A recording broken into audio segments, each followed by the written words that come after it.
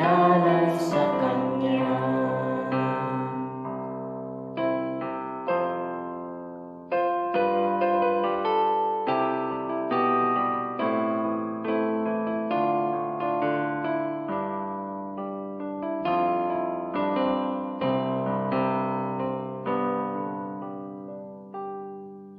Oras ay kay bilis, hindi namamalayan. Lumipas ang isang araw sa walang kabuluhan. Halina't maglingkod hanggang sa huli. Huling hininga ng buhay ay sa Kanya ibibigay, sapagkat Siya ay tapat sa atin. Walang saysay ang buhay na di nagagamit sa Diyos na nagbigay pag-asa sa atin. Buhay at lakas na hiram sa Panginoon, huwag ipagkait at iyalay sa Kanya.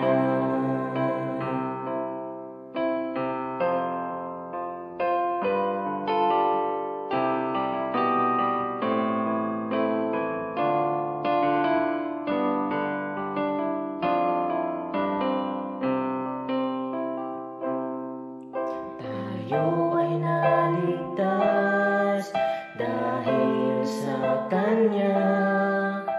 Purihin Siya mula ngayon, magpawalang hanggan, at nagbigay buhay sa'yo.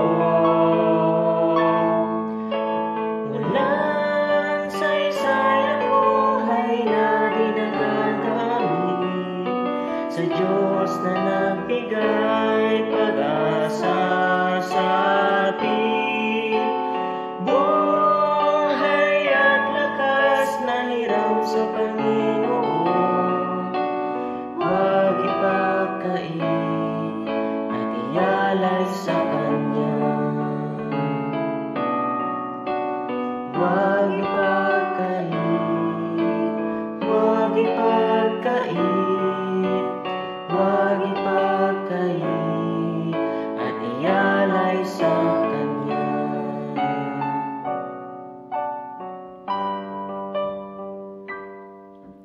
At iyalay sa Kanya.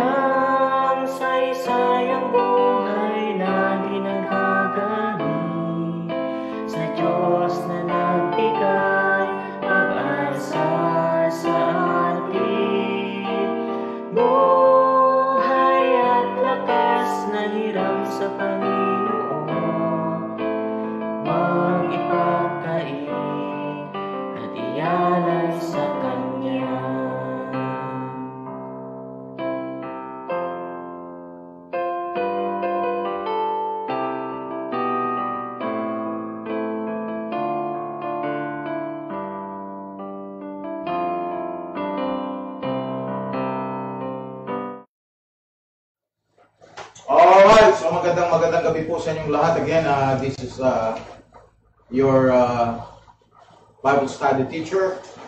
At tayo po ay muli ay sisimulan ng isa pang, itutuloy, no? Sapagkat simulan po natin. We have been teaching this for last 2 nights. So we have started that teaching about the Roman Catholic Church. At ito po yung pang-tatlong gabi. Now, this is the 3rd night, and we're going to discuss a different topic, but it's still connected to the Roman Catholic Church.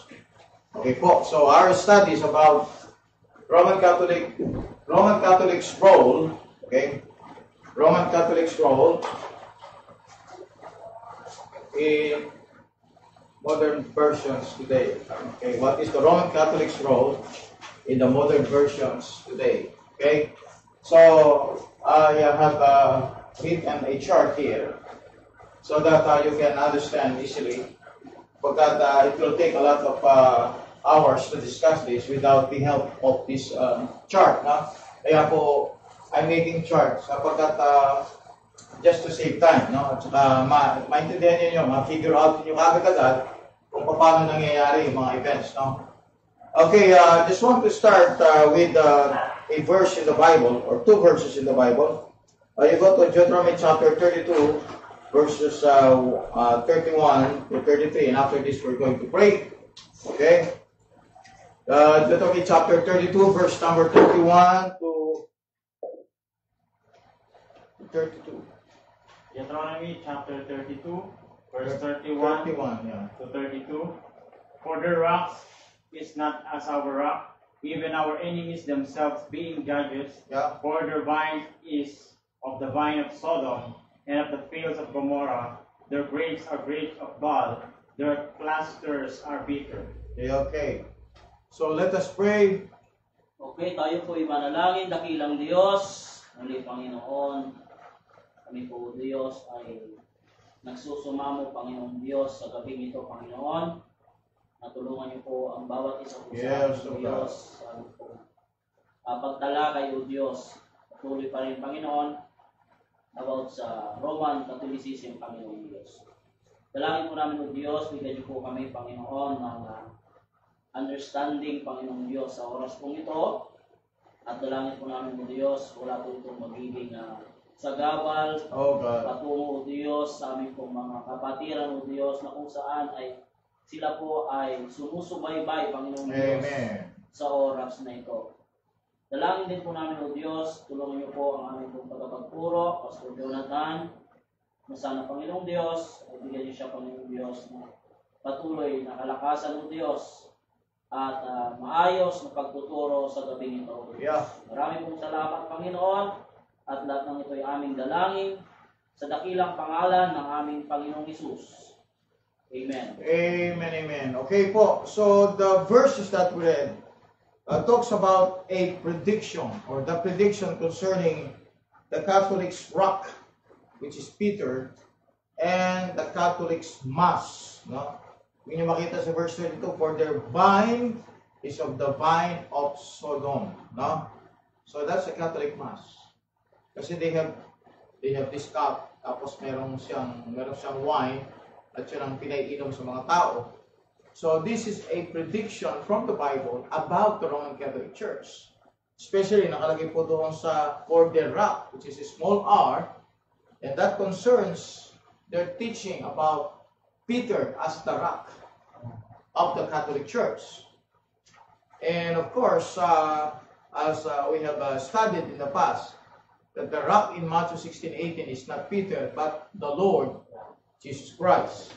And then you will see that they have this, what we call the Eucharist, or the Mass, no?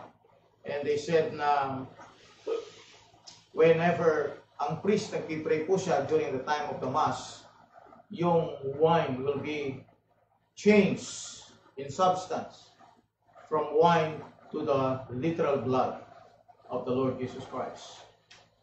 And of course, we are not submitting to it, we are not supporting it.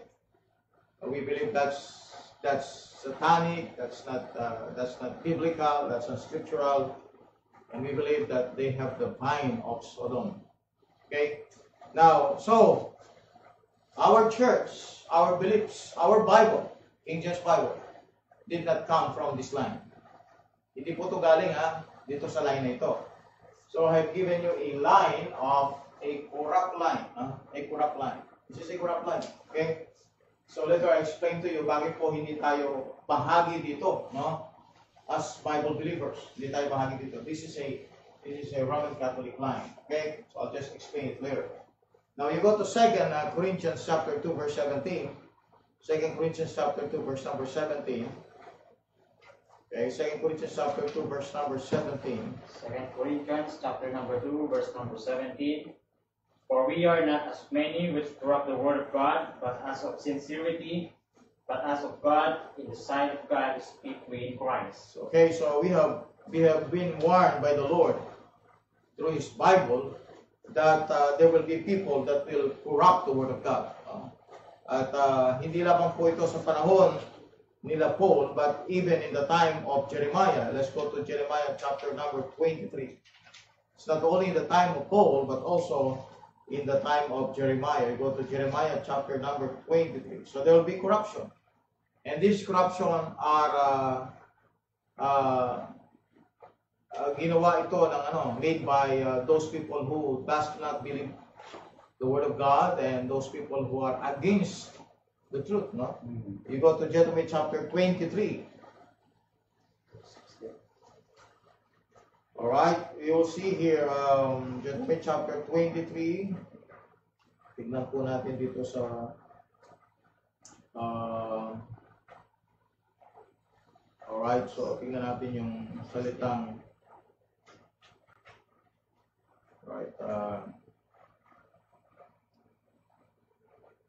dito tayo sa verse number 25, okay, until you go to verse number 30.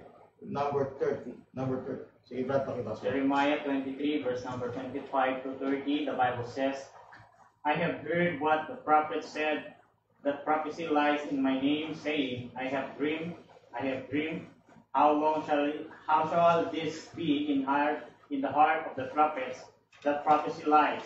Yea, they are prophets of the deceit of their own heart, which think to cause my people to forget my name by their dreams, which they tell every man to his neighbor, as their fathers have forgotten my name for Baal. Yeah. The prophet that hath a dream, let him tell a dream, and he that hath my word, let him speak my word faithfully. Yeah. What is the chaff to the wheat, saith the Lord? Is not my word like as a fire, saith the Lord, and like a hammer that breaketh the rock in pieces? Therefore, behold, I am against the prophets, which saith the Lord, that steal my words, every one from his neighbor. Yeah, steal my words. Okay, you go to verse 36. Verse number 36. And the burden of the Lord shall ye mention no more, for every man's word shall be his burden, for ye have perverted the word of the living God, of the Lord of hosts, our God. You see that? Perverted the words of the living God. So, there are people, okay, in the past that made the word of God destroyed, no? And we believe that God, although may mga tao na sisirain nila ang salita ng Diyos, but God will still preserve His word. And the devil will do that. He's going to use people who are wicked, so he's going to destroy the words of God. But God promised that His words will remain perfect, okay, and will remain to be true. You go to Psalms chapter 12, verse 6 and 7. The words of the Lord are pure words, as silver tried in the furnace of earth, purified 7 times. Thou shalt keep them, O Lord, thou shalt preserve them from this generation forever. So there's God's promise of preservation. But hanggang po ngayon, mga kapatid, there's a battle between the truth and evil. So that's the reason why we need to expose hindi lamang po yung present time, kundi yung nakaraan, the past. Alright, so tignan po natin how the Roman Catholic was involved, no? Or that the church became involved in corrupting the Word of God and giving us the modern Bibles. Sabi natin, no, it's not the Roman Catholic who is behind that that corruption. Now I tell you, you have to go back to history to understand that the Roman Catholic Church has a big role. Okay, was really at the background of everything. Siya po, mga kapatid, ang siyang nagbigay ng malaking sabihin nating reason kung bakit po we have corruption today and we have also cults today. Siya po, actually, yung mga cults na yun, dahil sa dahil sa wrong Bibles, no? At lumitaw din yung mga cults na yan dahil sa may mga itinanim na binhi, no? False teaching ang Roman Catholic Church. At yung ating nakikita ngayon is just fruit of the corruption that was made long time ago. Okay, so let's start with Genesis chapter 3. Okay, who is behind everything? Of course, that's Satan. All sins begin with a lie. Lahat ng kasalanan, mga kapatid, nagsimula sa isang kasinungalingan. All sins began with a lie. Okay, you go to Genesis 3, and Brother June will read that. Genesis chapter 3, verse 15. Verse 1. Verse 1.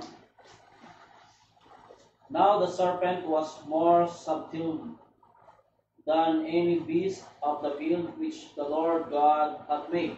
Yeah. And he said unto the woman, Yea, hath God said, There you go. Ye shall not eat of every tree of the garden.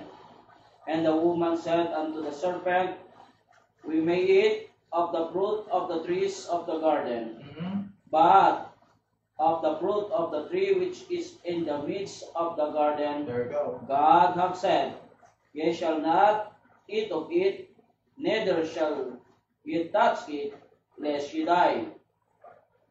Verse number 4, And the serpent said unto the woman, Ye shall not surely die. There you go. For God that know that is in the day ye eat thereof, then your eyes shall be opened, and ye shall be as gods, knowing good and evil. Yeah. Amen. Verse number 6, And when the woman saw that the tree was good for food, There you go. in that it was pleasant to the eyes, and the tree to be desired to make one wise, There you go. and she took of the fruit There you thereof, go. Amen. and did eat, and give also unto her husband with her. Okay. And he did it. Alright, so kung inyong makikita, mga kapatid, lahat nagsimula yan sa isang question mark, di ba? Sabi niya, yes, God said, talaga sinabi ba ng Diyos? So that's Satan. So all sin and corruption started with a lie. Lie yan eh. Kasi bakit? Bakit sinabi natin? Bagaman yan ay nasa question mark, lie yan eh. Kasi nga, hindi naman question mark ang sinabi ng Panginoon. Sinabi niya, thou shalt surely die. So you add to the word of God, then you are lying. Okay? Sabi nga naman ko, add not unto his word lest ye be reproved. Diba? Or you will be found liar. Yeah. Okay? So, Satan is the father of lies. And at itong corruption na ito, inilagay po niya ito sa isip ng mga tao. Way back in the book of Jeremiah, doon na, nilagay na niya. No? And all the people na talagang sabihin natin, wala silang trust sa Diyos, sa salita ng Panginoon. Actually, ginamit ng Diyos ginamit ng devil to really destroy the work of God. Okay? Now, kung makita natin, this idea, this spirit, this evil and wickedness, nandoon sa mga tao na nagkukurap sa Word of God during the time of Paul's day. Ibig sabihin, sa panahon pa lang ni Pablo, may mga group of people making the Word of God distorted, or they are perverting the Word of God. No? Kaya makita ninyo, in the time of Ephesus, present na yung corruption. Okay? So nagsisimula pa lang talaga ang New Testament, nandun na sila, present na sila. Now, why I said that? Because present na po yung school sa Alexandria, Egypt. And remember, ito ang pinagmulan nila, Philo, nila? Origen. Okay? Philo. The Origen, Augustine, Jerome. Ito nga yung tinatawag ng Roman Catholic Church na Church Fathers. Ito. Okay? Pero, hindi nila sinasabi sa atin na kahit sila ay tinatawag na Church Father, hindi nila sinasabi sa atin ano talaga yung beliefs nila Origen, nila Jerome, at saka ni Augustine. If you're going to check the beliefs of these people, ito yung mga taong una, naniniwala sila sa soul sleep. Okay? Ito yung mga taong naniniwala sa purgatory. Ito yung mga taong naniniwala sa infant baptism. Ito yung mga taong naniniwala na si Kristo ay lesser God. Si Origen, Arian belief. Okay? Ito yung mga taong naniniwala na outside of the church, there is no salvation. Ito yung naniniwala na there is the perfect Bible. Ito yung mga taong naniniwala na they're going to bring the kingdom without the help of the Lord Jesus Christ. Ito yung mga post and amillennialist people. Ito yung mga taong kingdom builders. I tell you, they're going to be the starter of bloodshed whenever there is a theological dispute. Okay? Now, bagaman some of them was martyred in church history, but yung teachings po nila, naglagay po ng leaven, as I've given you a story about the parable in Matthew chapter 13, the leaven of the 3 meals, right? Okay? So makita ninyo that these guys and this place is really a dangerous place. This Alexandria, Egypt. And I have given you the reason why God will not get anything from Egypt.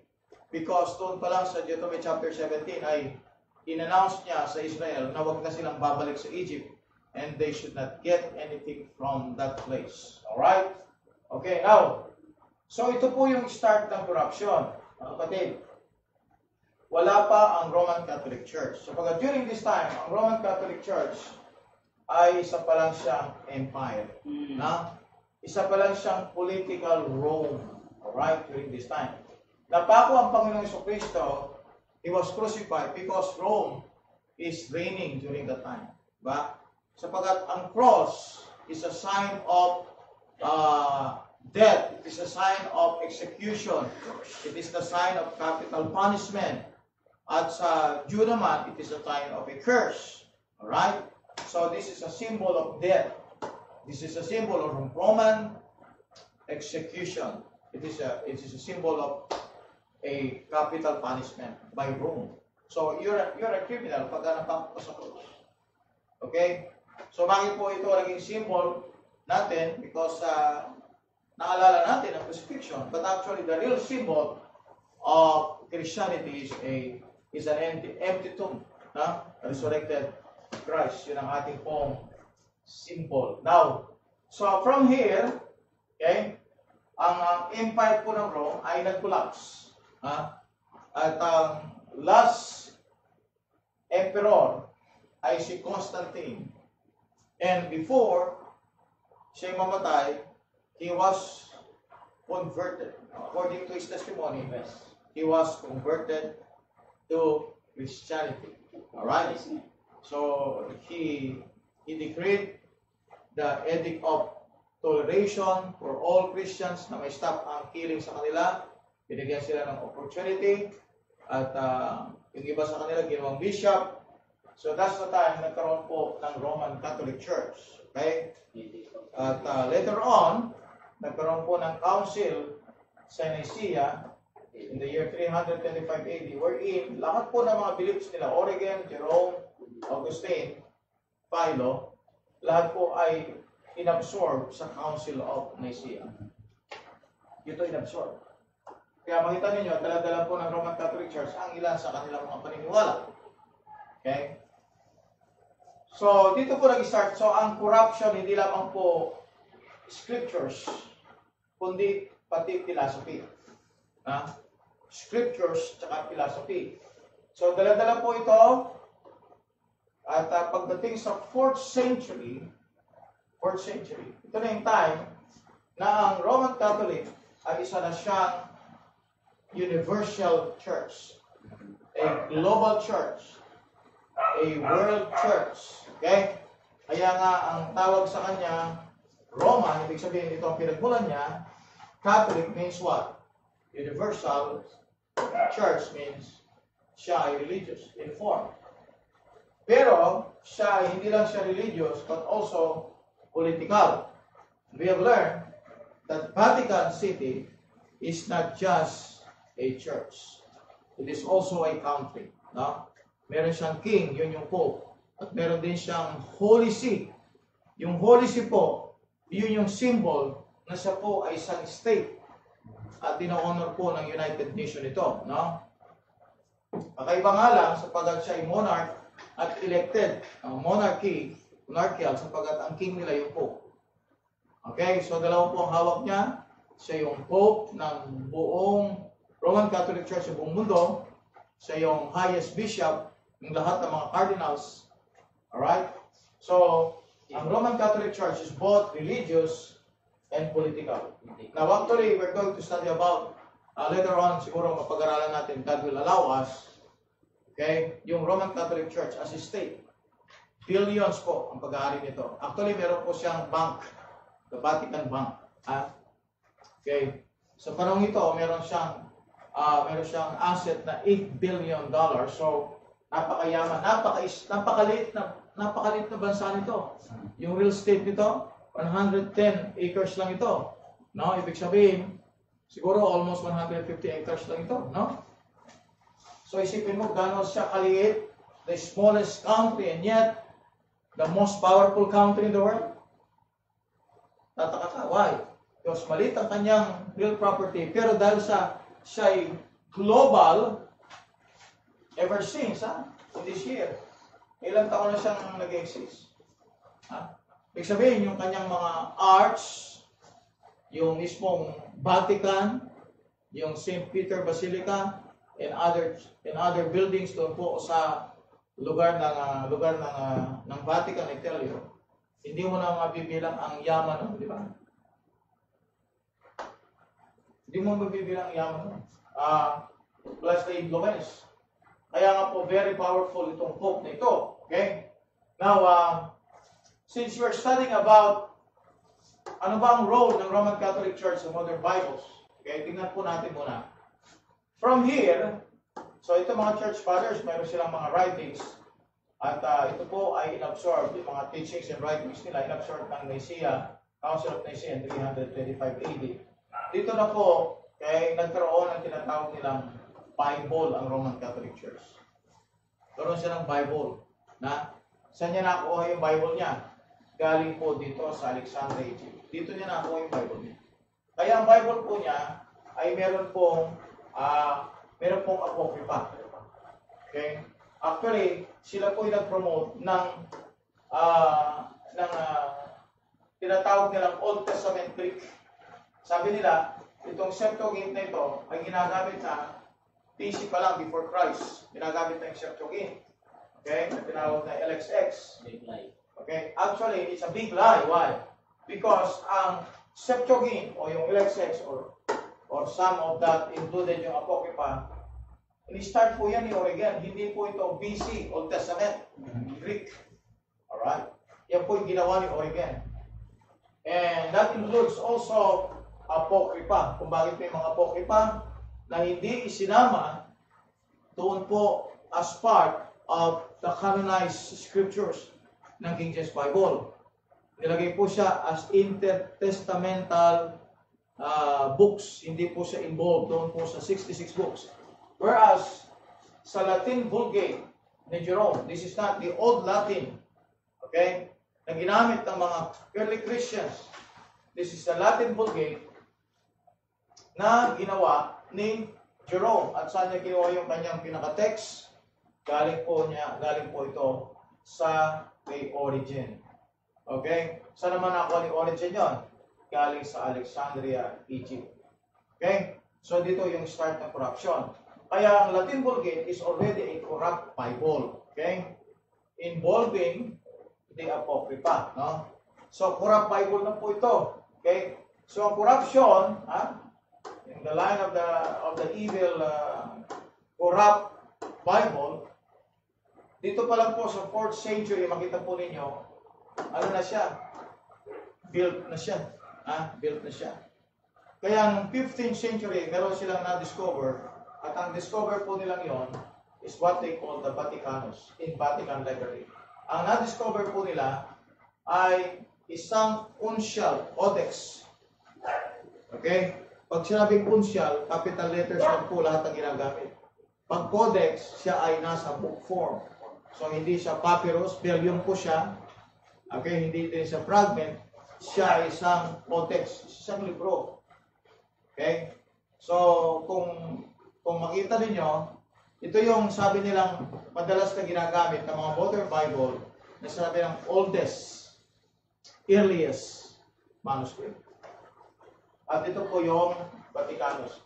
Kailan po ito nabuo? Nabuo ito in the 4th century. Now, saan po galing itong Vaticanus? This is also the product of the Alexandrian manuscript. That's the product, the Vaticanus. Okay? Kaya ito pong Latin Vulgate, Vaticanus is Greek. Latin Vulgate is Latin. Alright? And the Septuagint, of course, has claim to be an Old Testament Greek. Okay? Now, itong mga ito, mga kapatid, Vaticanus, Latin Vulgate, and Septuagint, isa lang po ang source niyan. Saan ang source niyan? Dito lahat yan galing. At ang pinakamatalinong tao na nabuhay sa panahon na yon ay si Origen. Ang problema, ang wisdom niya, yung sinasabi ng James chapter 3, is not the wisdom from above. Go to James chapter 3, I'm going to show you something here. Hindi lahat po ng matalinong tao ay dapat paniwalaan. Amen? Okay? Yeah. At may mga wisdom na hindi galing sa ating Panginoon. You go to James chapter 3, please.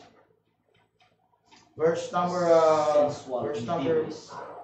15. Verse number 15.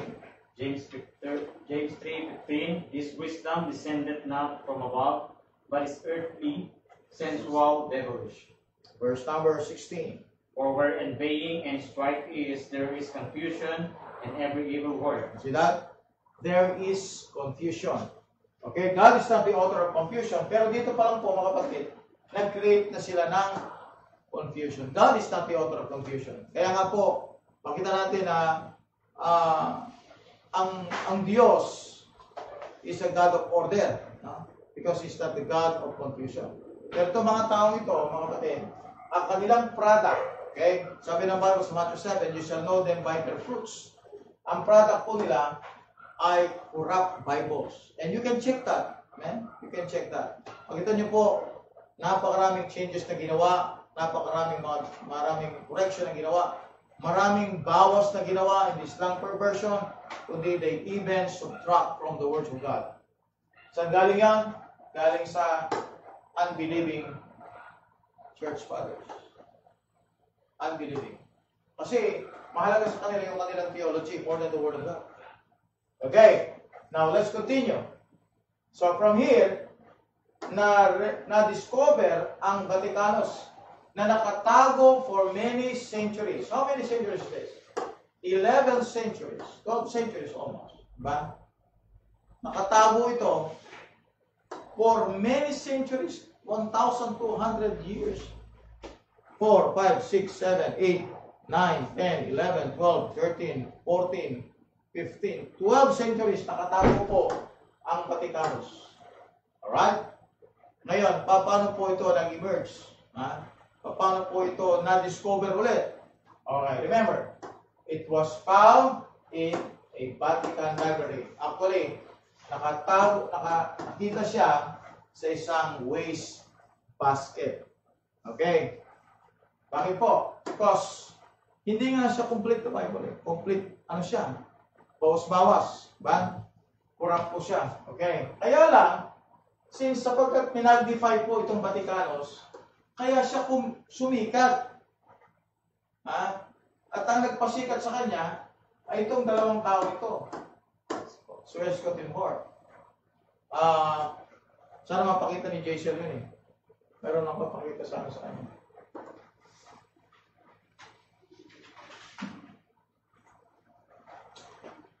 Okay? So in 1881, okay, in 1881, nung nagawa po sila ng tinatawag nilang Greek text, okay? Itong si Westcott and Hort, ang ginamit po nilang Greek text, yung na-discover sa Vatican Library noong 15th century. Yung po ang ginamit, yung Vaticanus. Okay? Yung Vaticanus. Yun po ang ginamit, no? Ni Westcott and Hort in 1881. Hindi lamang po yung Vaticanus ang ginamit nila. They even use Sinaiticus. Pakita mo ito na. I have sent you about Westcott and Hort.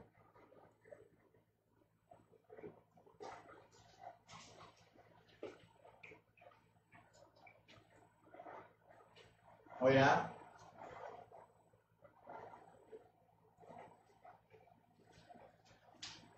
Okay, pakita ko lang po sa inyo yung dalawang tao ito, si Westcott and Hort, so they can, so you can recognize them. Westcott and Hort. Okay. So, makita po ninyo dyan sa inyong screen, itong si Westcott and Hort. Sila po, mga kapatid, ay scholars. They are English people. English sila. English scholars. Ang time po nila is 1881. So, ang kanilang ginamit is a 4th century Greek manuscript. Ang tawag po doon is an uncial codex. Codex Vaticanus. Okay? Ang manuscript po niyan, ang kanyang pinaka-title ay B. B. Alright? Ang Sinaiticus naman po ay Aleph or A. Alright? Now, itong 4th century corrupt manuscript nito, ito po yung ginamit nila Westcott and Hort para mag-produce ng isang Greek text na sila po ang gumawa. So, sila rin po yung promotor ng tinatawag nilang textual criticism. If you heard that, okay? Sila yung pinaka-promotor niyan, yung textual, kung narinig po niyan, textual criticism. Ibig sabihin, they criticize the text. By criticizing the text, and they produce a corrupt Bible. Okay? So, they use Vaticanus and Sinaiticus. Ang Sinaiticus naman po, okay? Okay, naitago po ito sa St. Catherine Monastery sa Mount Sinai. So, na-discover po ito ni Tischendorf noong 1844. So, na-discover po ito. This is already present. At ito po ay also a 4th century Greek manuscript. Ang Sinaiticus po, meron siyang partly meron siyang Old Testament at partly meron siyang New Testament. Kung inyong makikita, ang Sinaiticus po na-discover siya sa Mount Sinai sa isang monastery. Saan siya galing? Galing siya sa Roman Catholic Church. So, ang nag-keep po nito ay ang Roman Catholic Church. At ang nag-keep ng Vaticanus ay ang Roman Catholic Church. Therefore, itong dalawang manuscript nito ay galing sa Roman Catholic Church. Galing sila sa Roman Catholic Church.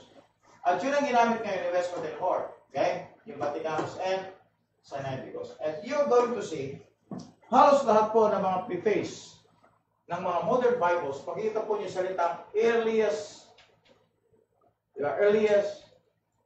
okay, and best. Yan po isang malaking kasinungalingan. Nilalagay nila sa preface ng mga modern Bible. This is wrong because the Vaticanus Sinaiticus is not the earliest. Meron pang mas nauna pa sa kanya. Kung ito po ay nasa 4th century, meron na pong mga manuscript. Okay? Ito yung language na ginamit sa mga manuscript na yan. Syrian, Greek, at saka Latin. Yung Syrian, yun po yung sa Antioch, no? The Syrian manuscript. Okay? Meron pong mga ano yan, meron mga witnesses yan. Greek, yun yung later on, nung translate ang Guinness Bible, yun tinatawag nilang Textus Receptus, yun ang Greek. At yung Latin, yun po yung Old Latin before the Latin Vulgate of Jerome. Okay? So, hindi po ito earliest. This is wrong. This is not earliest. And this is not the best, of course. Sapagkat puro corruption ito eh. Paano magiging best ito? Kaya lang, ang masakit pang kapatid, ha? At hindi natin alam, ito nangyari. Noong 1881, dito nag-start po mga kapatid, na na-produce, in 1884, na-produce yung tinatawag nilang the revised version. Itong revised version na ito, ay product po ito ng committee nila Westcott and Hort. Sino ba itong si Westcott and Hort? Nakita nyo, naka-post pa ba sila? Hindi na? Okay. Makita po ninyo yung kanilang teachings. They are Mary worshiper. They are even necromancer. Naniwala sila sa divination, naniwala sila sa pag-usap sa mga spirits. Medyo delikado tayo dyan. Okay. Okay. So, kung inyong makikita, mga kapatid, kung inyong makikita, na dito nag-start ngayon yung revised version. Actually, ito yung English version. After the closed door conference, ito na-produce, revised version. Now, this is another lie. Kung nilay nila ito, yung earliest and best manuscript daw yung Vaticanus and Sinaiticus, ito yung next line nila. They said that this is the edition, the revision of the King James Bible. That's another lie. Puro mga professional liar ito mga ito. Now, paano na-involve ang Roman Catholic Church? Sapagkat itong Westcott and Hort, they are not real Protestants. They are pro-Catholic. At sila ay kasanggan ng Roman Catholic Church to attack, to sabotage the King James Bible. Because, tignan natin ang history. In 1611, lumitaw ang King James Bible, right? Diba? Lumitaw ang King James Bible dito sa time ng Philadelphia period. Dito siya lumitaw. Alright? At ang King James Bible napaka-kapangyarihan niya. Naging kalaban siya, naging enemy siya ng belief ng Roman Catholic Church. At si King James is anti-Catholic. Ang mga Protestant na naniwala sa King James Bible are all anti-Catholics. At hindi nila iugnay ang kanilang sarili sa Catholic. They are all anti-Catholic. Kaya ang King James Bible, kung siya ng King James Bible, that's anti-Catholic. Gawayan ng mga translators na ayaw nila makipag-ugnayan sa system ng Roman Catholic Church. Kaya nga, gusto niyang isabotage. Okay? I'll just give you a history. Okay? Just sabihin natin a glimpse of history. Alright? Ito po yung time na ang King James Bible po ay tinatranslate. Okay? Okay, so meron po tinatawag na tao, ang pangalan po niya ay Guy Fawkes. Spelling po nito, G-U-Y-F-A-W-K-E-S. Sa England po ay sineselebrate po nila itong araw nito. Bakit po sineselebrate nila? Ito yung time, kapatid, na na-discover ang isang plot to kill King James. Alright? At ang plot na ito ay ganito nangyari. For nearly a year, the plotters had been digging a tunnel from a distance, but had found the wall under the House of Lords 9 feet thick. They had then got access to the cellar by renting a building. They had planned to kill the king, seize his children, stir up an open revolt with the aid from Spaniards in Flanders, put Princess Elizabeth on the throne, and marry her to a papist. Though all but one, Sir Everard Digby, pleaded not guilty, the court, such as it was, condemned them all to death. That same week, they were all hanged, 4 in St. Peter's or St. Paul's churchyard, where John Overall, the translator, would have looked on, and 4 in the yard on the old palace. Okay? So, makita ninyo, itong itong attempt na ito, this attempted mass murder is known as the gunpowder plot. To this day, November 5, November na ngayon, di ba? Lumagpas na, no? Is celebrated as Guy Fawkes Day in England. Guyfawkes Day in England.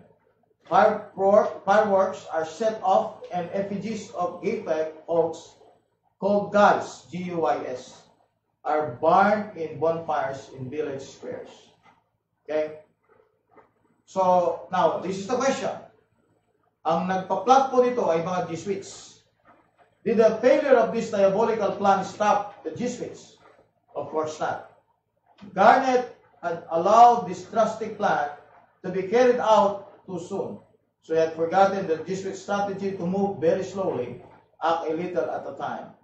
So, nangyari po, okay, ito po nangyari. Well, the Jesuits surely failed at that attempt to overthrow the Bible.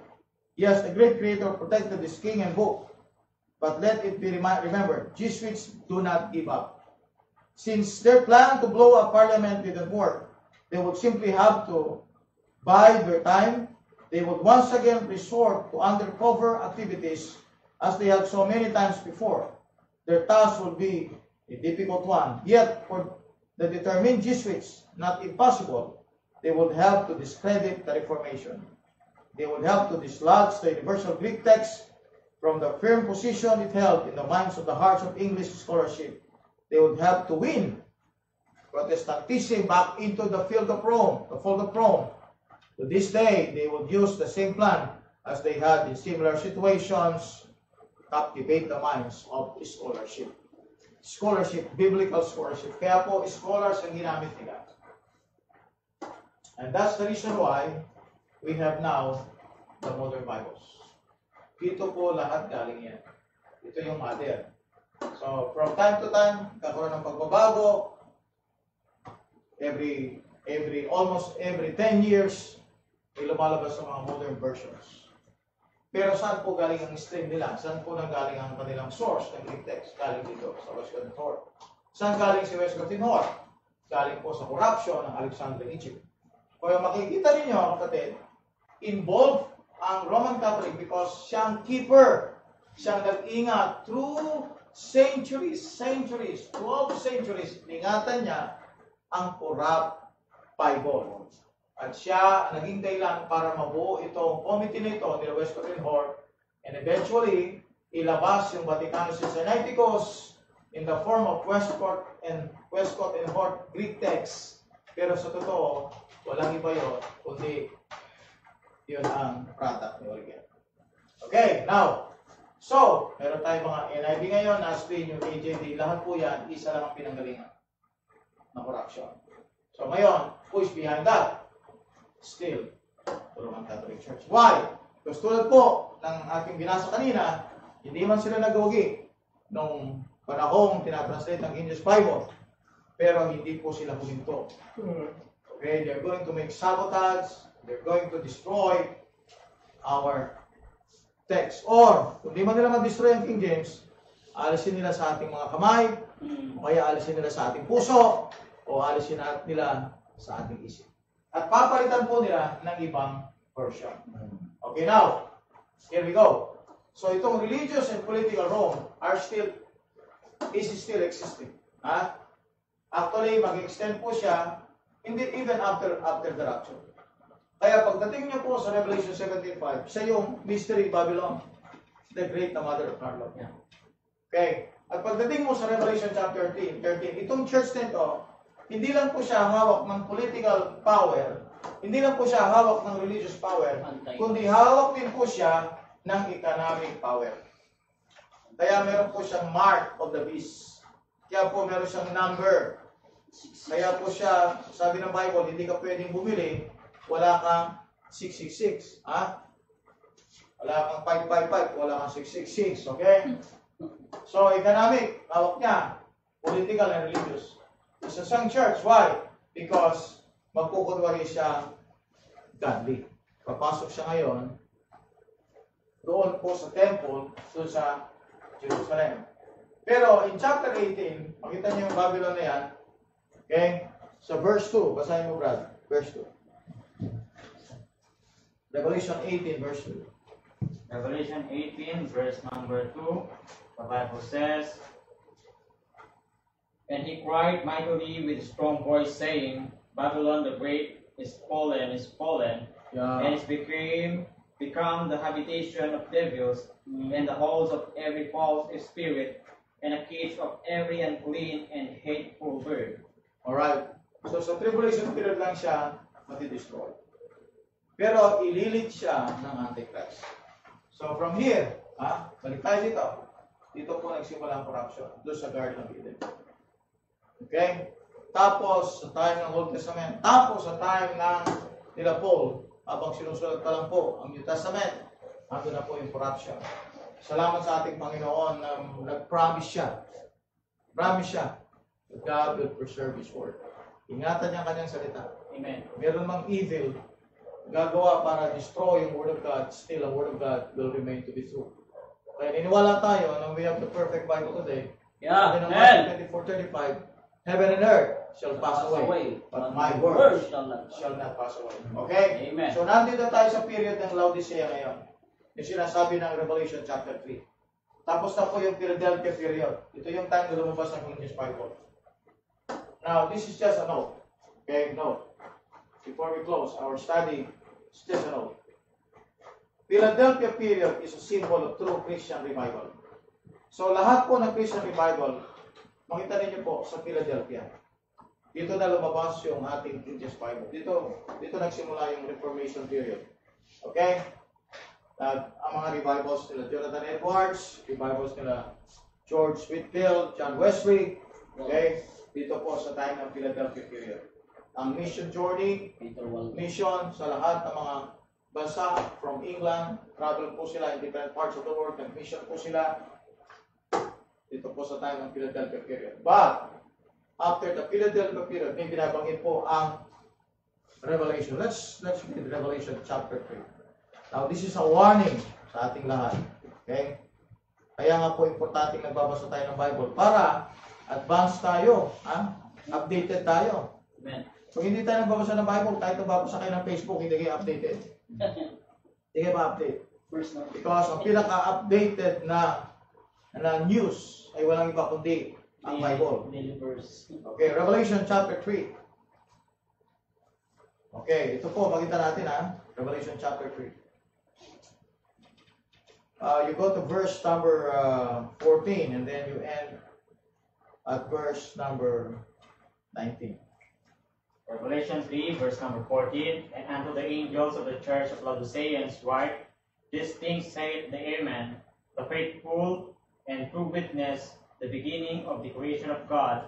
I know thy works, that thou art neither cold nor hot. I would not bear cold or hot. So then, because thou art lukewarm, and neither cold nor hot, I will spew thee out of my mouth. Because thou sayest, I am rich and increased with goods, and have need of nothing, and knowest not that thou art wretched, and miserable, and poor, and blind, and naked. I counsel thee to buy of me gold tried in the fire, that thou mayest be rich, and white raiment, that thou mayest be clothed, and that the shame of thy nakedness do not appear, and anoint thine eyes with thy salves, that thou mayest see. As many as I love, I rebuke and chasten. Be zealous therefore, and repent." Amen. Now you go to verse 20. Verse number 20, "Behold, I stand at the door and knock. If any man hear my voice and open the door, I will come into him, and will sup with him, and he with me." Tignan nyo, I, sabi ni Kristo. Tapos sabi niya, if any man. Sabihin individual. So ang revival sa Laodicea period ay individual na. Ito, great people ang nasasave dito. Nations ang nare-revive. Pero sa panahon ng Laodicea, individual na.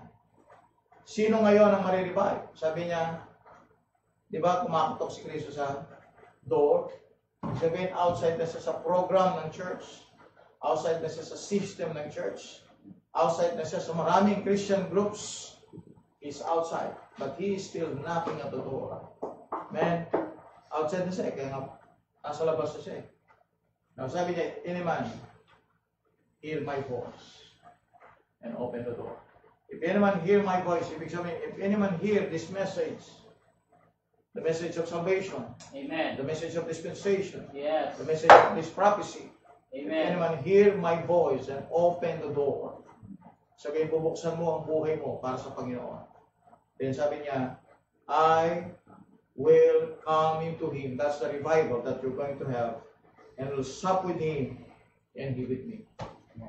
See? Kung kailangan natin ngayon, we don't expect great revivals. Wala nang revival. Kasi bakit? Ang note ko dito, ito, Laodicea period is a symbol of apostasy and materialism. What we're going to expect in our time is the spirit of materialism, liberalism, okay? The spirit of what? Apostasy. Kaya papasok ang hedonism, papasok ang communism sa church, papasok ang sabihin natin deism, evolutionism, yan, lahat yan. Lahat ng mga isms na yan. Okay? Bakit? Sapagkat ang tao, wala nang time para makinig sa salita ng Diyos. Okay, so now may mga facts po tayong pinakita, no? You can check this kahit saan po kayo pumunta. You can check the libraries, you can check the Google, and you will see sa history nangyari po talaga ito.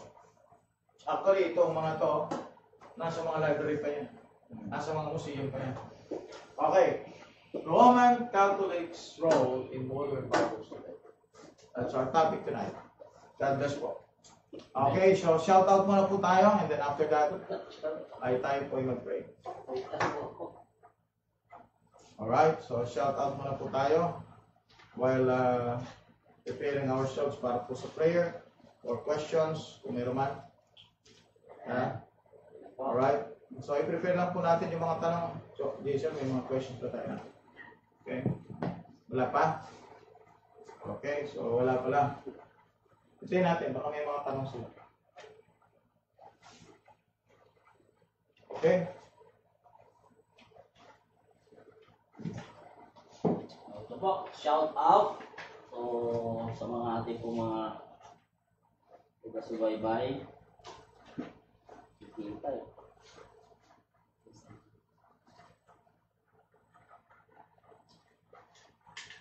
Okay.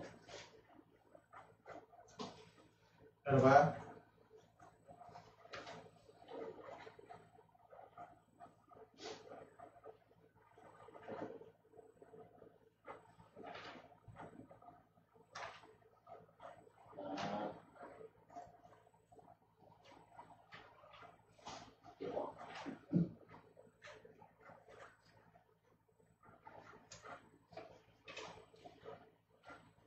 Okay?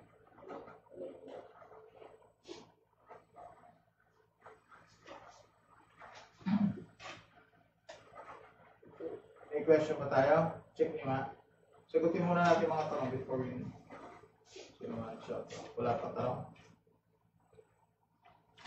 Ilan ang viewers sabi ngayon? Okay, good. Sige po. Any question? So, i-follow lang po natin yung ating Facebook Live. At pwede rin po tayo na from time to time may babalik tayo sa YouTube para po madagdagan yung watch hours natin, no? Or watching hours natin sa YouTube. Okay? So, tomorrow maybe meron pa akong idadagdag na study tungkol sa Roman Catholic Church. At it's about the Vatican, it's about the Pope also, plus yung yaman, yung treasure ng Vatican. Sige po, shout out po sa mga taga-subaybay natin ngayon. Shout out to Boboy Meneses, Jemena Beronio, Alan Estela, Reds Vice Martinez, Pastor Eric Gruco, Amen. Jolie Salbartes, Ednar Garculio, Mayo 18, Novelia Daulo Katungan, Eric Pardilla, Lois Viniz Ivalde, Shaliana Rose Gonzales Nicolas, Ronaldo Saludario, Albert Alekaykay, Merce Torio Montierde, JJ David Saure, Phil Pardillo Traya, Angel Lang, Ana Hermoso Alderete, Leonora Nieves Tavil, Pantolyal Joy, Neng Gregorio Tolentino, You May Save by Grace Paloma, Mer Amitis, Jan, and sa ating pong Aimee Estrella, Wow, amen. then Loida Valdez Solano, tapos Christian Solano, Pastor Ed Edusor, Jerry Castro Catugas, at Sister Nancy Hermoso. Amen. Amen. Then Edison Marcalinas. Amen, amen. Okay po. So, yun lamang po. Shout out daw po from Sister Shaliana Rose Gonzales Nicolas, si Ma'am Teresita Madriaga Torres at Tita Lisa Pineda po. Amen. Mer Amitis, Ian Gomez Lopez, Merlin Moreno. So, Okay. shout out po. We have our first question, Pastor, from Brother Ednard Cargulio. Pastor, good evening po. Ask po ng pinsan ko na proof daw po na bakit one of the Pope ang magro-rule sa tribulation, one world order. Yeah, basically, number one, okay, the reason why we believe it's the Roman Catholic Church, from the Roman Catholic Church, tao ng Roman Catholic Church yan. Una, number one, okay, ang Bible po nagsasabi na, maliwanag po yun, Revelation 17:5, no? Sino yung Mystery Babylon the Great, the Mother of Harlot? Sino kaya yung Roman? Wala na pong ibang church na dinidescribe doon, kundi ang Roman Catholic Church. Okay? So, ang present na church doon po sa loob ng tribulation period ay walang iba kundi ang Roman Catholic Church. Okay? So, hanggang ngayon, okay, ang Pope pa rin ang siyang pinakamakapangyarihan sa lahat. Wala po itong kapantay. Sa panahong ito, siya yung greatest, sabihin natin, pretender. Sabihin natin, siya yung great interpreter ng Bible, ng Word of God. At sabi nila, kung wala ang church, hindi mo ma-interpret ang Bible. Okay? Which is the Roman Catholic Church for them, no? So, kung pagsasama-samahin natin yan, we're going to, sabihin natin, i-add natin lahat yung factors na yan. Una, ang word na Catholic means one world, or world. Okay? So, kung meron mang one world church, walang iba kundi yung Roman Catholic Church to sa tribulation period. Plus, makita natin na ang Antichrist, okay? Antichrist, magpipretend siya na na holy. Kung makita natin yan sa 2 Thessalonians chapter 2, right? Pinasa na natin yan, 2 Thessalonians chapter 2. Papasok siya as holy. Now, ever since po mga kapatid, yung pong title na yan, na God, okay? Hindi man ginagamit directly ng Roman Catholic Church. Ever since, kapatid, nang sila po ay na-establish, yung word na Vicar of Christ, the Vicar of Christ. Vicar of Christ. Ibig sabihin, siya yung Kristo. Siya yung Kristo. Sa panahon natin, siya yung Kristo. Kaya nga, kung meron mang kokopya sa pagiging Kristo ni Kristo, magaan nyo siyang Kristo. Matagalan niyang sinasabi yan, kapatid. That's the Pope. At ang warning sa atin ni Christ, di ba? They're going to say, I'm Christ, and shall deceive many. At sino ba ang nakadeceive ng pinakamarami kundi yung Roman Catholic Church? Because he claimed that he is a Christian. Hindi magagaling sa Muslim yan, sapagkat ang Muslim hindi Christian. Hindi sila gagamit ng ako ang Kristo. Sabihin nila, Allah. Pero ang Pope, sasabihin niya, I am Christ. Because I am the Vicar of Christ here on earth. Okay? Now, tignan niyo pa, na yung word na church, The church. Alam niyo po ba, sila ang unang gumamit yan? Nag-claim na sila yung church ni Christ. Sila yung unang nag-claim niya. Pero makita ninyo, dahil sa stand nila na si Peter, siyang unang po, ang kapatid. Makita natin doon pa lang, evil na itong church na ito. Bakit? Because you go to verse 23 of Matthew 16, sabi ni Christ kay Peter, get thee behind me, Satan. If Peter is the rock wherein the church was founded, then the church is founded by Satan. Okay? Now, so kung ang Pope siya ang vicar of Christ, then therefore, walang ibang magiging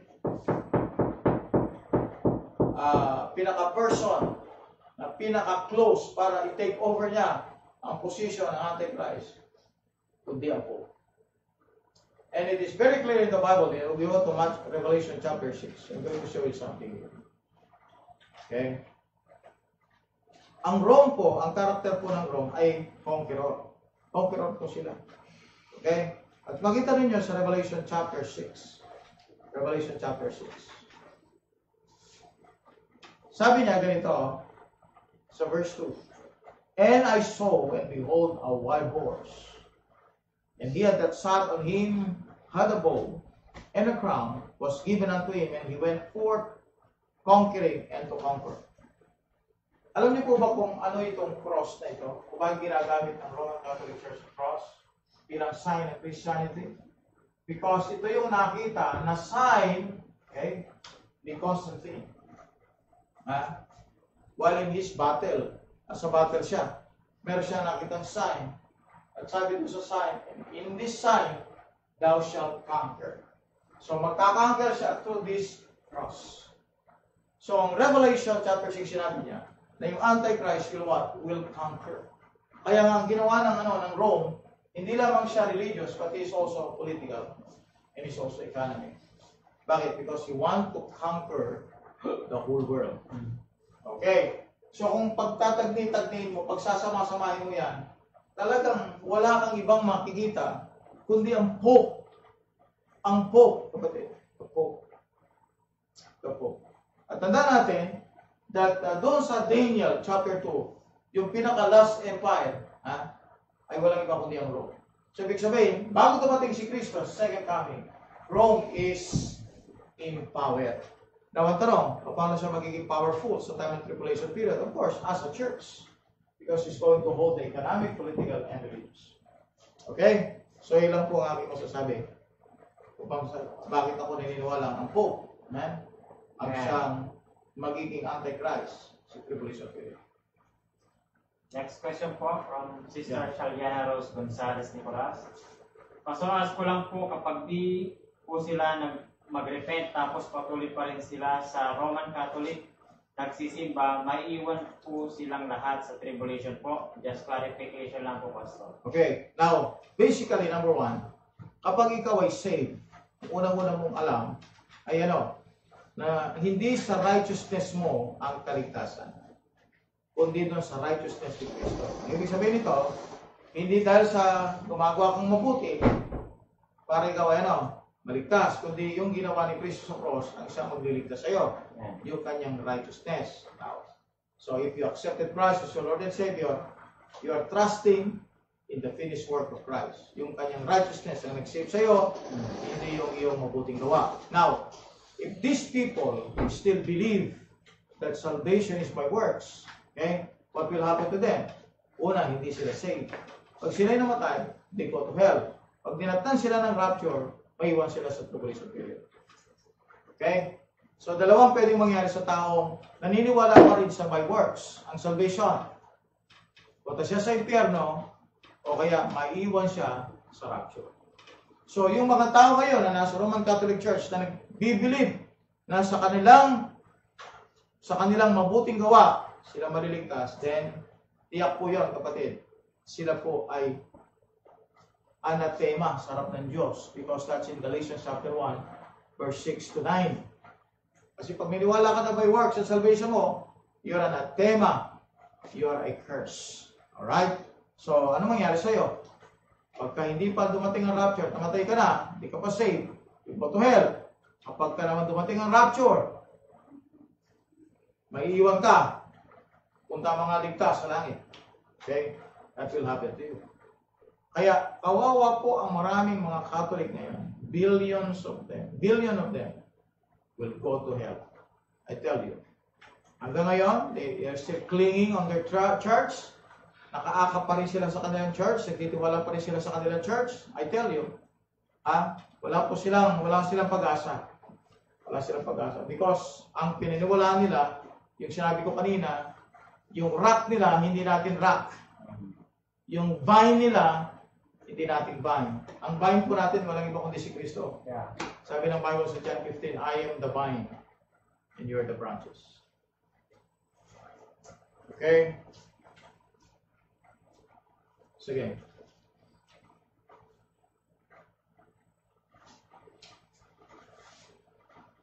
So, Question? ang repentance talaga is a change of belief. Yan ang repentance. Change of belief. Binago mo yung paniniwala mo. Next question, Pastor. From Sister Mary Amitis. Good day po, Pastor. Ask ko lang po, blinded lang ba talaga ang Vatican or ang Pope? O alam niya na anti-Christ sila kasi po bakit niya ina-approve ang same-sex marriage at nag-sign na rin siya sa One World Religion? Unaware ba siya sa New World Order? Yeah, meron po sa Bible kasi ganito. Tignan niyo po sa 2 Timothy chapter 3. Right? Ang sagot ko po diyan, okay? Nakikita nila sa Bible, yung mga bagay na yan. Pero they just ignore it. Nakikita nila sa Bible, tinuturo sa Bible, but they just ignore it. Okay? Kasi hindi mahalaga sa kanila ang Bible, mahalaga po sa kanila yung kayamanan. Kasi malaking iniingatan nila sa Vatican. 2 Timothy chapter 3. 2 Timothy chapter 3. Okay? 2 Timothy chapter 3. Tingnan po natin sa Bible natin. Alright? Ito po sa 2 Timothy chapter 3.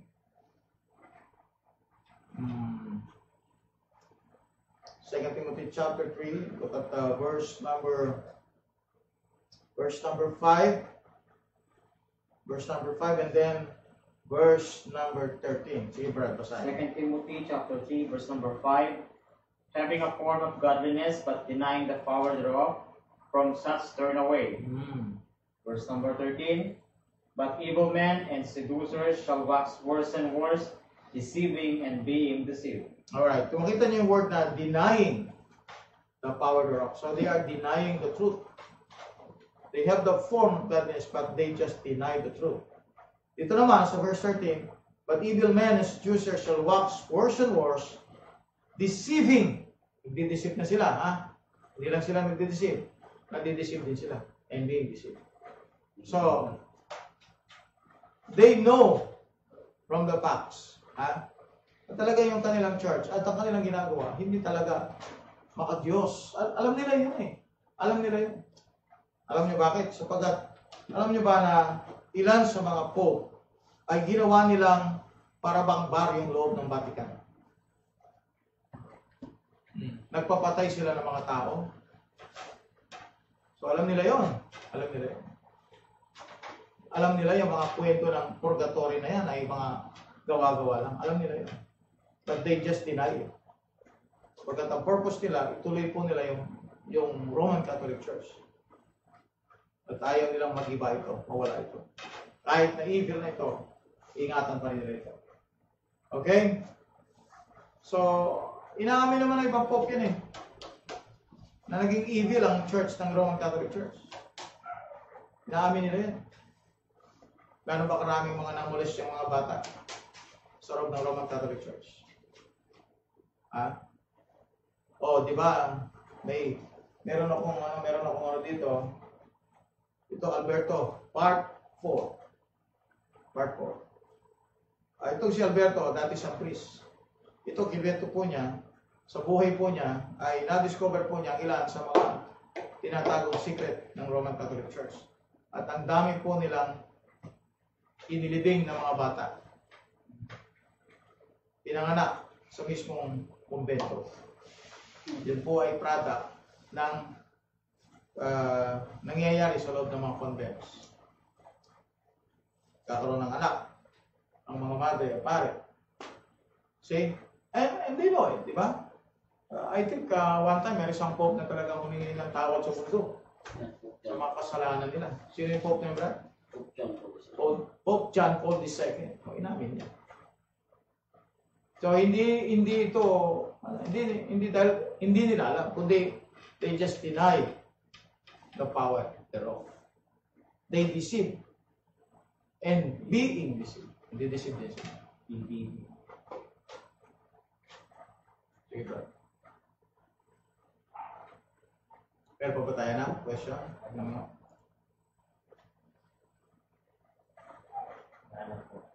Tapos, against daw sila sa abortion.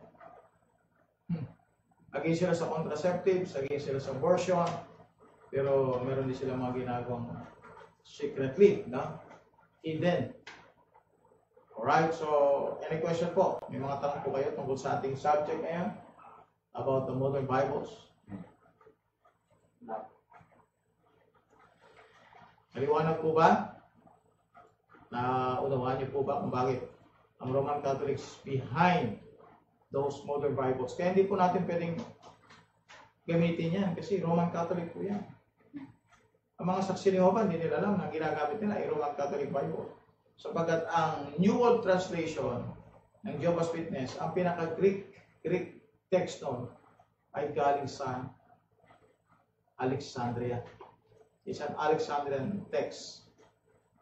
Okay, galing yan sa Vaticano sa Sinaiticus. Okay? So, meron pa ba, Brother John? Wala na tayo? Ito, Pastor. Meaning, Pastor, aware sila at hindi sila blinded. Sadya nilang mag-deceive. Opo, aware sila doon. They have their libraries. They have their informations. Alam nila yun. Pinapatay na lang nila yung conscience nila. Sabi ng Bible, having their conscience seared with hot iron. Napatay nila yung conscience nila. Alam nila yun. Alam nila yung history ng Inquisition. Alam nila yung history ng Pilipinas. Diba? Kita mo, 333 years, sinakop tayo ng Kastila. Anong ginawa sa atin ng Kastila? Ginawa ba tayong mabuting bansa? O tinuruan tayong magsugal ng sabong, pagkaroon ng piyesta, pagsamba sa mga patron, diba? Magbigay ng pera sa simbahan, dahil sa mga kaluluwa ng ating mga mahal sa buhay ay nasa purgatorio, diba? Magsindi ng kandila, magrosaryo ng matagal, diba? And yet, wala rin pagbabago sa buhay, chismis pa rin, sugal pa rin. So anong nasa Pilipinas? Ang Pilipinas, kapatid, ay kultura ng iniwan ng mga Kastilang Katoliko na hanggang ngayon, dito po tayo lumulugmok. Dito tayo lumulugmok. Sinong kalaban ni Duterte ngayon? Di mga pari din, mga Ateneo students. So ang nagpapabagsak sa Pilipinas ay ang mga Katolik. Bakit? Upang sa ganoon, manatili tayong mahirap para hindi tayo lalaban sa kanila. Pag mahirap tayo, wala tayong alam. Dahil wala tayong alam, matatakot tayong lumaban sa kanila. So they keep on raping our country. They keep on getting all the treasures and the wealth of our own country. Kaya nangyari, amen, ang lahat halos ng mga nagpokontrol at, nakikinabang sa bansa natin, walang iba naman kundi ang mga tao din sa gobyerno. At sino ang mga tao sa gobyerno? Diba? Mga dilawan. Oligarchs. Yung mga yan. Tama? Diba? Yan ngayon, kung hahabol man si Manny Pacquiao, I don't know, pero pagkakaisahan siya ng mga Katolik. Pagkakaisahan siya ng mga Katolik. Pahihirapan siya ng gusto. Kung maging presidente yan, bubugin nila yan. Kung si Pacquiao ay nakaranas ng bubog sa boxing, pag siya naging presidente, makakana siya ng mas maraming bubog. Wala sa mga Katolik. Lalo na yung sabi niya, Bible, we've been a nation na talagang sold out sa Catholicism. Ito din ang mga piyesta punong-puno. Sabungan punong-puno. Diba, mga prosesyon punong-puno. Punong-puno ang mga simbahan ng Catholic. Hindi nag-pandemic nga hindi man nga sila humina lumakas pa nga lalo. Dahil nag-pray daw sila para sa virus. Diba? Pero sila yung virus. Okay? Amen. So wala na po. Amen, amen. Next question. From Brother Ednard. Bakit ang dami pong pastor, hindi po ba nila binabasa yung Bible na God forbid about sa mga babaeng nagtuturo sa pulpito or sadyang bulag-bulagan sila? Yun nga, yung sinasabi ko ng Bible kanina, denying. They have the form of godliness, but denying the power thereof. So, dinideny nila sa Bible. Pero hindi-deny pa rin nila yan. Sabihin nila, hindi, ibang ibig sabihin niya. Diba? Oh. They just deny it. Kaya kahit anong ituro mo sa kanilang katotohanan, di-deny lang din. At magdideceive sila, at di nila alam, habang nagdideceive sila, nadideceive din sila. Ganun po ang nasa religion niya. They depart from the faith. Kasi bakit? Sabi ng Bible sa 2 Timothy chapter 4, diba? Verse 2, preach the word, be instant in season, out of season. Reprove, rebuke, exhort with all long suffering and doctrine. For that time will come that they will not endure sound doctrine. Okay? But heap to themselves teachers having itching ears. And they turn their ears from the truth. They're going to turn their ears to fables. Fables sila pupunta. Hindi doon sa katotohanan. Okay? Next question, Pastor, from Sister Loida. Pastor, clarification po pero out of the topic. Ano po bang mas clear na explanation kasi may nagtanong po sa akin about sound doctrine. Paano ko po ipapaliwanag easy to understand? Ang sound doctrine, ibig sabihin yung tamang doktrina. Amen? At ang doctrine na yan must be taken from the right Bible. Kasi hindi mo makukuha ang doktrina na tama kung mali ang Bible mo. So, yung sound doctrine comes from the sound Bible. Yung tama. Kasi ibig sabihin ng sound, right, or something healthy. Sound. You have the sound health. Sound doctrine, ibig sabihin right, or true doctrine.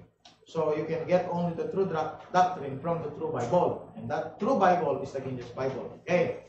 Now, kapag doctrine pinag-usapan, may mga may mga panahon, may mga ages, may dispensation. So, yung doctrine involved doon sa Old Testament, iba yung doctrine involved sa New Testament. Kaya, gagamit ka ng principle ng right division. Kaya yung sinasabi ng Bible, study to show thyself, approve unto God, a workman that needeth not to be ashamed, rightly dividing the word of truth. So, una, sabihin mo sa kanya, ibig sabihin ng sound doctrine, una, yung sound doctrine galing sa tamang Bible. Okay? 2 Timothy 3:16 po yun. Okay? Pangalawa, ang sound doctrine galing po siya sa tamang application or interpretation ng Bible. At yun ay makukuha natin through right division. 2 Timothy 2:15. Okay. Una, 2 Timothy 3:16 and then 2 Timothy 2:15. Okay, sige.